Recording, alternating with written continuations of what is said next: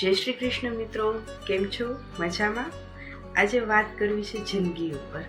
જિંદગી એક જ વાર મળે છે, પણ બહુ ઓછા લોકો છે જેઓ સાચે જ જિંદગી જીવે છે. કેટલાય તો જાણે બસ જિંદગી જીવતા હોય કે જાણે કોઈ ફરજ નિભાવી રહ્યા હોય, એક ઘંટાડાની જેમ સમય વાગતા રહે, પણ પોતાનો સૂર ક્યાં છે એ ભૂલી જ જાય છે. આપણે શું કામ આવી ગુમસુમ જિંદગી જીવીએ છીએ? મેં એક પંક્તિ વાંચી હતી, ક્યારેક હસતા મૂકી દે છે આ જિંદગી, ક્યારેક રડતા મૂકી દે છે આ જિંદગી. ના પૂર્ણ વિરામ સુખોમાં, ના પૂર્ણ વિરામ દુઃખોમાં, બસ જ્યાં જુઓ ત્યાં અલ્પ વિરામ મૂકી દે છે આ જિંદગી. કેટલી આખી જિંદગીની થિયરી સમજાવી દીધી ને આ થોટ્સમાં.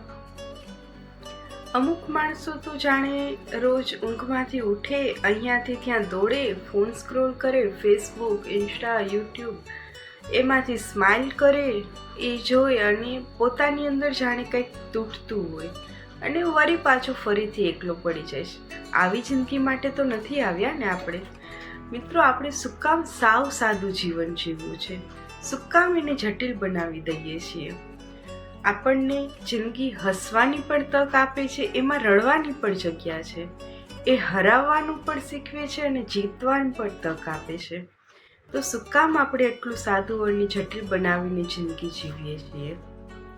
આપણે જિંદગી જીવવા માટે જાણે શુભ પ્રસંગોની રાહ જોતા હોઈએ છીએ, પણ જિંદગી ખુદ એક વિશેષ પ્રસંગ છે, તો આપણે શું કામ એને એન્જોય નથી કરતા?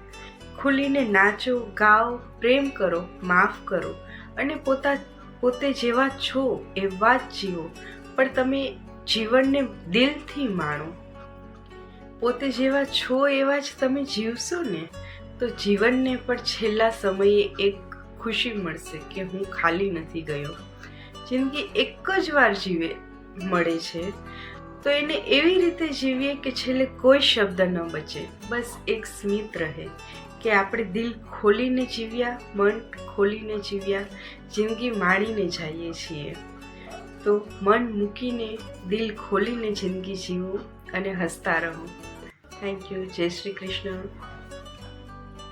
મિત્રો, આવા જ મોટિવેશનલ વિડીયો જોવા માટે વિડીયોઝને લાઈક કરો, શેર કરો અને સબસ્ક્રાઈબ કરો. અને હા, બેલ આઇકન દબાવવાનું ભૂલતા નહીં. Thank you.